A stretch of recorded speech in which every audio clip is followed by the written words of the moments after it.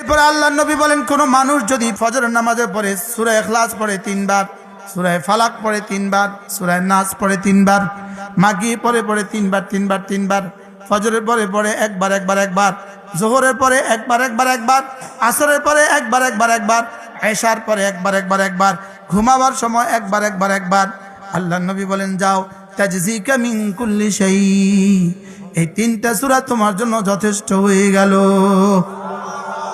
বন্ধু, কত টাকা দিলে তোমার জন্য যথেষ্ট হবে? কত কোটি টাকা দিলে জীবনের জন্য যথেষ্ট হবে? বুঝেন না কথা? হ্যাঁ, তাজজিকা মিন কুল্লি শাই, আল্লাহর নবী বলেন 3টা সূরা তোমার জীবনের জন্য যথেষ্ট।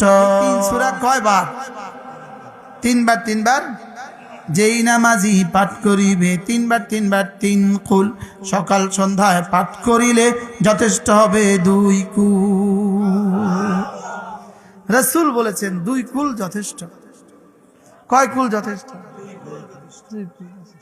আচ্ছা, আজকে রাত্রে এখন যদি আপনার ফেসবুকে একটা নিউজ আসে, আগামীকাল টেকনাফ নদীতে গিয়া, টেকনাফের ওই পারে নাফ নদীতে গিয়া সকাল 8টা বাজে 3টা ডুব দিলে দুনিয়া আখিরাত যথেষ্ট, কে যাবে না? ফেসবুকে কে লিখছে এটা দেখবে না, লিখছে একজন লিখছে।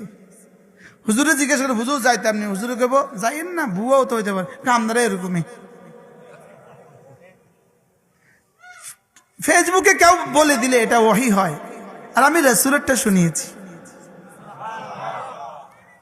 ওই ভাতিজা একটু আগে পড়ছিল, ওমা ইয়ানতিকু আনিল হাওয়া, কি তুমি না একটু আগেও পড়ছিল, যিনি জীবনে কখনো মিথ্যে বলেননি তিনি বলেছেন।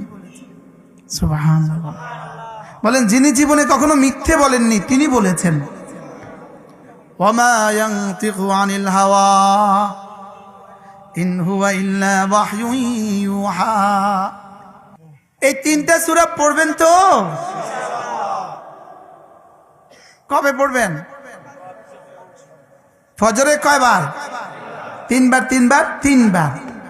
মাগরিবে কয়বার? 3 বার।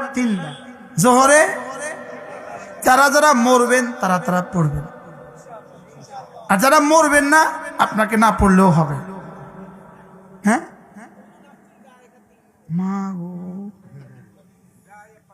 তাহলে মরা মিস নাই, কি বলেন? মরা কি নাই? আমরাও পড়বো ইনশাআল্লাহ।